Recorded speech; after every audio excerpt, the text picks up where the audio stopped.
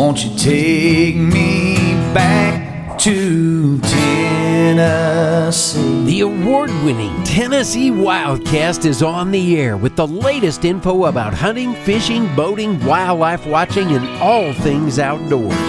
This episode is brought to you by GSM Outdoors, whose vision is to preserve the sportsman's legacy, fuel innovation, and enable the next generation of outdoor enthusiasts. Think outside. That's where you'll find us. Now, make welcome your host, Jason Harmon. Hello, everybody, and welcome to this edition of Tennessee WildCast. We're glad you're tuning in. Thanks for watching. Thanks for listening. We got a really fun show lined up for you today. It's a little bit of music, a little bit of fishing. And you're going to want to stick around because we have a hit songwriter with us today. Yes, some live playing here this morning. Yeah, we're going to hear a few tunes, talk a little music, talk a little fishing, and it's going to be fun. But Mr. Don King is helping me co-host, and he's got a radio station? Yeah, sure do. WJSQ, right there in Athens, down the road from your home stomping grounds there, Jason. Definitely. Country station. I thought it's only fitting we do a country station this morning, but we own 6 a.m. there at that station, pretty much, because they play the full show on Saturday mornings at 6 a.m. and every other morning, Monday through Friday, you'll hear the extras. So okay, awesome. We're all over that one. Yeah, so if you want to hear Wildcast on that station, tune in at 6 a.m. Right? 101.7 right there in Athens, Tennessee. Awesome. Yeah, we appreciate our radio partners, and we appreciate you guys out there watching and listening. Like, share, subscribe, all that fun stuff, and come back for more each week. So this week we got Leslie Satcher with us. She's a singer-songwriter from Nashville now, lives in Nashville, but a native from Texas, and I'm excited to dive in and learn more about you today. And we have a mutual friend through Woody Bomar. You worked with him for a while. Many years. Woody's in our band. We call him the Music Row mogul guitar player in our band. He is a mogul. He's a mogul. Yeah, but recently you met our director, and he said you should have her on the show. So thanks to Director Jason Maxedon he for didn't recommending. have to twist our arm too hard either. We thought, man, this is right down our alley. He's a great guy. This is great. Yeah, so tell us a little bit about yourself and how you got into this business and moved to Nashville. Well, I came to Tennessee in late '88. I wanted to be a country music singer, country music star, just like everybody else. And I've gotten my chance to have a record deal and publishing deals and all that. Took a couple years, took about 2-3 years to get started. Good, but I started at church the first day, and they sat me down right next to Naomi Judd, and I didn't even know her, and she didn't know me. But bless her heart, she and her husband Larry Strickland kind of took me under their wings and helped me. That just was my beginning into the path of the music business. Nice. And hey, it pays to go to church. It's good to go to church. It's good to go to church, and it was the only seat open, so I think that was a God thing. Awesome. Yeah, but they helped me get started, and it was it went pretty good for me really quickly. Thank the Lord. Yeah. That's awesome. So did you grow up, start playing at a young age? My dad was a gospel music singer back in Texas, and my mom and dad grew up with Dwayne Allen from the Oak Ridge Boys. He's from our part of Texas as well, close to Paris, Texas, where I'm from. And so my dad's gospel group opened for the Oaks on the road for many years, and then when they went into country music, my dad stayed in gospel music. And so we grew up singing in church and high school, plays and all that stuff. And I went to college. I went to Texas A&M first to be an architect. I don't know why.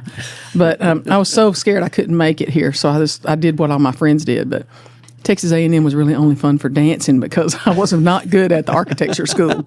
And there was no music there. So I quickly came home and rerouted to Nashville. Awesome. It was a blessing. Well, I know that step of faith there to make the trip at age, you were 26 when you moved to Nashville? Yes.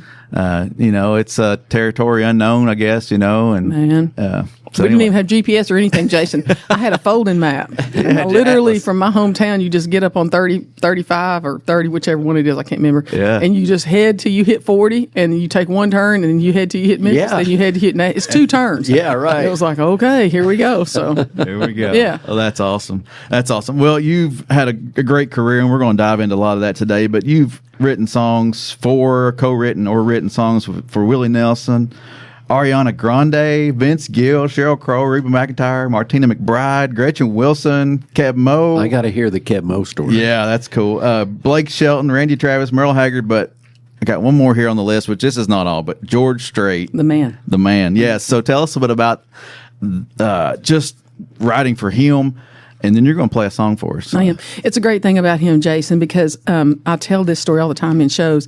My cousins, I'd call home and I would tell them, because they all want me to come home, marry some rancher. And I was like, no, I'm going to be a star. And they were like, you can't do it. And I'd call home and I'd say, I just got 2 cuts on Joe Diffie, and then I got a Patty Levis, and I'm had this radio. And they're like, got a George Strait cut? I'd be like, no. Like, call us back when you got George Strait. They'd hang up. And I was like, oh my gosh. This goes on for years. And so finally I got to call home one day and they go, got George Strait cut? I just got 3. And they're like, 3. okay, you can stay. I was like, thank goodness. I'd been up here already like 15 years.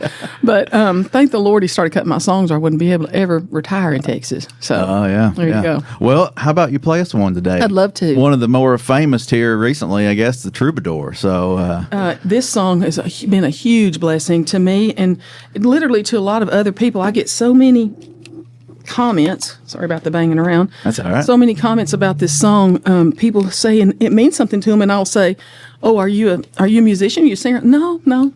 It means something to me. I just love it. I'm like, okay, good. George does it every night. God bless him. So, wow.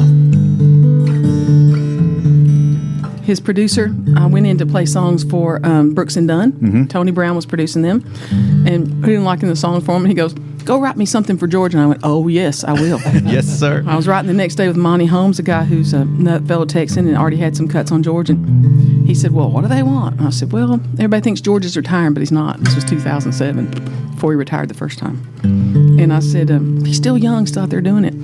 He said, well, what would we say? And so I just started from the top down like I always do. Had no idea what the title was going to be or anything. I spit out the first couple of lines. Monty jumped right in. We had this song about 15 minutes. Thank the Lord. I still feel 25 most of the time. I still raise a little Cain with the boys.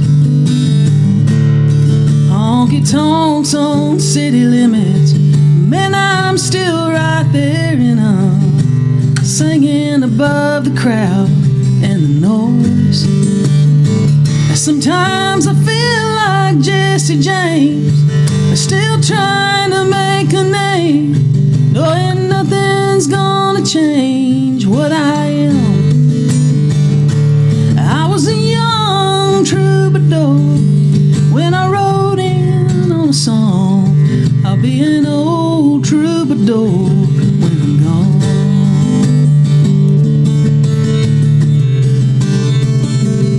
Well, the truth about a mirror is a dang old mirror.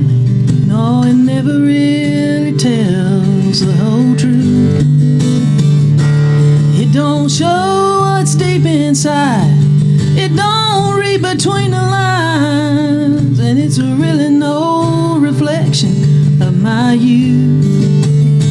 And sometimes I feel like Jesse James, still trying to make a name, knowing nothing's gonna change what I am.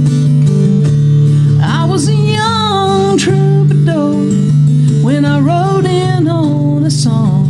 I'll be an old troubadour when I'm gone. I was a young troubadour when I wrote in on a song. I'll be an old troubadour when I'm gone. Awesome. Beautiful. Man, yeah.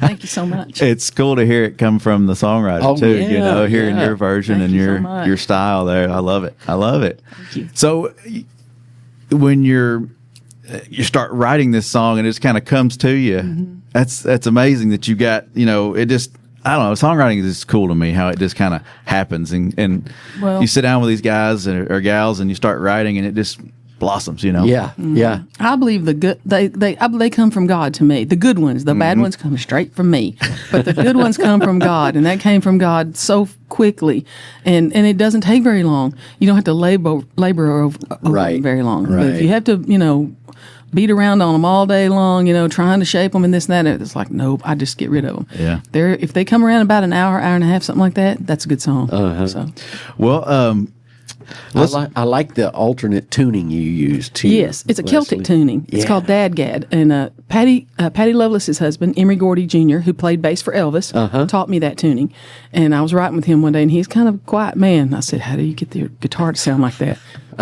He taught me, and I never looked back. Oh, so. Nice. Yeah, I noticed you use that. Yeah. Yeah, it's sort of a signature thing because I never tune my guitars out of it. I keep them all in that. And it just fits your vocal, that key, that particular key. Well, it helps me be a bass man at the same time as I'm playing. I'm a one-man band with it, so that works out good. My husband says, "You're playing a bass run on all them songs." I went, "That's okay." That's all right. Well, how did it feel? And we can talk more about some of these other songs, but how did it feel to get your first big hit? What was that like? Well, it was a huge deal. It was Pam Tillis, and it went to, it was late, it was a real early 90s, like 92, something like that, 94. And it went to like number 8 or something like that. And she sent me a pot plant. It was it was just like, oh my gosh, it was a huge deal. You start hearing your stuff on the radio. That's a big deal. What's even bigger is when a check comes to your house that has more money in it than any house anyone in your family has ever owned. Wow. And you're like, we just laid it on the table. My grandmother and mother had moved up here by then, and my sister was with us. So the four of us just sat there and looked at it like, what do we do with that? We paid off all the bills we'd been, saving up. Yeah, everybody got paid off in one day. We were debt free for a couple months there. That's cool. That's cool. Yeah. What was the song? I Said a Prayer for You. Oh, okay. Pam Tillis. Right. Oh, yeah. Yeah.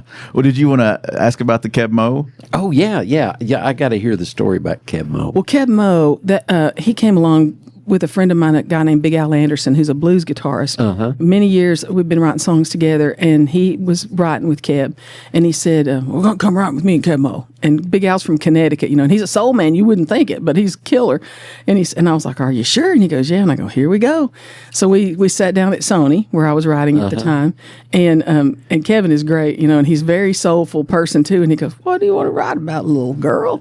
And I was like, "Well, how about this?" And we started just talking about preaching and different types of, preachers and stuff like that, and how some used car salesman preaches and a preacher preaches, and there's all different kinds of preaching, right? So we started talking about that, and he just loved it. We fell right in lockstep, and we wrote 2 or 3 songs together. Neat. Then he recorded that one and a couple of others, but that one was with the record that he did with Taj Mahal, which was kind of a big deal. Oh yeah, big deal. So. Well, he as an artist, I've always just really liked him because of his attitude. Oh, he's wonderful. You can tell he comes from a very positive side of life. I've always been drawn to that, and so that's cool to hear that story. He literally when we were writing that week, it was not too long after the Nashville flood. He moved here the day before the flood and put all his guitars in storage that flooded the next day. Oh wow! So the poor guy took all that in stride and just didn't give up on Nashville. Man. He just got some more guitars, and he's a great guy. Yeah, he's a great guy. Well, and I'm going to jump out here. You may have already touched on it because we just played a George Strait tune, but what's your favorite song that you've wrote, and the artist that cut it? Troubadour it runs neck and neck now with I've always said that my favorite song I've ever written was "You Remain," that I wrote for Willie Nelson. And we wrote it for Willie Nelson. He recorded it. It's been recorded by other artists, but it was for Willie, and he was just amazing on it. And then he called in Bonnie Raitt to sing harmony. So that was like a really good day in my book because I'm a huge Bonnie Raitt fan as well. So, but coming from Texas, and when I was just a little kid, the first record that I really was mesmerized by, my cousins had gotten one summer, and they were playing albums. And so I must have been about 10, and they said, listen to this record. And I go, who is that? And they go, it's this guy, Willie Nelson. And I go, okay. And they said, it's called Redheaded Stranger. And I was like, all right. And I sat down to listen to it. All the kids went outside, and I stayed and listened to that record about 50 times. Oh, wow. Yeah. Now, imagine, then I go on to be a songwriter, go on to be, to meet Willie. He records a song we wrote for him. And then this year, earlier in the year, they inducted me into the Texas Songwriter Hall of Fame. Oh, and nice. You get a Willie Nelson statue, a bronze statue of Willie Nelson. It's so full circle. You're just like, oh my gosh, it's amazing. So that is amazing. Yeah, he's a great guy, Willie. So great. Well, that kind of leads to my next thought. I mean, are these artists approachable? Do you become friends with these artists that you've written for? Most of them you do if you get to meet them. They're wonderful people. I haven't met anyone where I just went, I wish I didn't know that guy. I mean, there's a lot of them that are very, private, and they're not as open grab you by the neck as Blake Shelton is. Yeah. But not as open, or they're so busy they don't have a lot of time to be chumming around. But some of them become like family. My husband and I met on the road. He was out with Neil McCoy from Texas, big star, and Neil is like he's like a cousin to us. He's just amazing, and he's the best of it. He invents. It's the same way.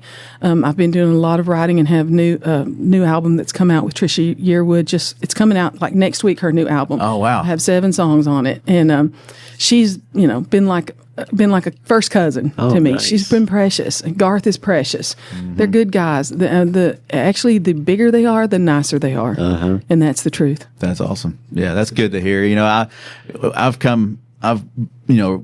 ran into a few artists here and there. When Don and I are playing, we've come across a few, and I'm always hesitant at approaching them. I don't want to bother them. They get approached all the time. Right. But it's cool to hear that they're open and well, there's a wonderful thing here in Tennessee about Tennesseans who have grown up around all these people, Opry stars and people that are living legends, Loretta Lynn, all these people. Tennesseans are so respectful, and they're like, hello, or they might say, I love your stuff, or or these are good tomatoes at the store, whatever. Do you know what I'm saying? So when people that come in from out of state, when they say, can you talk to me? I go, yes, but just be respectful. Like, don't stick something to be signed in front of their mouth while they're about to take a bite. Let's be respectful. Yeah. And most Tennesseans are that's why they love living here, because it's so embracing. Well, one quick story. One time I was shopping at Kroger and I crossed paths with Daryl Singletary. Shopping in Kroger. He was a country boy and a good friend. He's just a country boy, and he's such a good guy. And if you said hello to Daryl and said, can I tell you how much your music means to me? The next thing you know, you'd be like fishing down on the river at Savannah with him. He's just a good guy. Yeah. So things like that, it's awesome. He did so much great stuff for our foundation over the years. Yeah. Playing he's wonderful. concerts. He's a huge supporter. Yep. He's missed for sure. So let's dive into one other question around music, and we got to get into fishing or something, because it's an outdoor show, right? We got to talk about fishing. So, not to toot your own horn, but you got some awards, and then I wanted to touch on the electric honey badgers. You got to tell me what this is all about. Well, my husband actually named that band. We recorded live in Muscle Shoals a couple of years back, and I'm predominantly a blues country stuff is my own personal style. Okay, yeah. And I was writing with a guy who's from that area, and he said, let's go down to Muscle Shoals and record these demos, quote unquote. So we did a whole day, and there were 5 songs, and he goes, that sounds like the start of an album. And I went, yes, it does. And he said, let's come back tomorrow and record some more, or next week or whatever. And I said, okay. So we did, and at the end he goes, that's 10 demos, sounds like an album. And I said, yeah, well, one of the guys was just so wired up because they were having so much fun. We cut the whole thing live. I sang the whole thing live while they kept all my vocals while we were recording. And then they brought the Shoals sisters in, who sang on a lot of those projects there. David Hood, who played with the Swampers, played bass on this project. So it was a big deal. And my husband said, you're just keyed up to this guitar player. And he goes, I'm electric. And he goes, you're like an electric honey badger. And they were like, yay! Band name. So that's how band names are born. I'm sure y'all know. Oh, yeah, that's awesome. Yeah, and to record in Muscle Shoals, that's it's kind of like recording in Nashville, Oh, yeah. We recorded at the Nut House, which is owned by Jimmy Nutt, and Jimmy has done a lot of the work with the Steel Drivers. Their Grammys albums started there at the Nut House, so that's where we recorded. It's just down the road from the other very famous, Rick Hall's place, the Fame. So yeah, that's awesome. Well, so let's jump into another song, and this one's fishing related. Yeah, right. Yes. And then we'll dive into some fishing conversation. This is my mother's, of the hundreds of thousands of songs I've written, my mother starts requesting this at shows. Do the catfish song. Do the catfish song. So this is an oldie but goodie, I guess. Yes. It's been around a little while. Have you all? No, it's brand new. Oh, it's brand new. Okay. Last summer. I just wrote it last summer.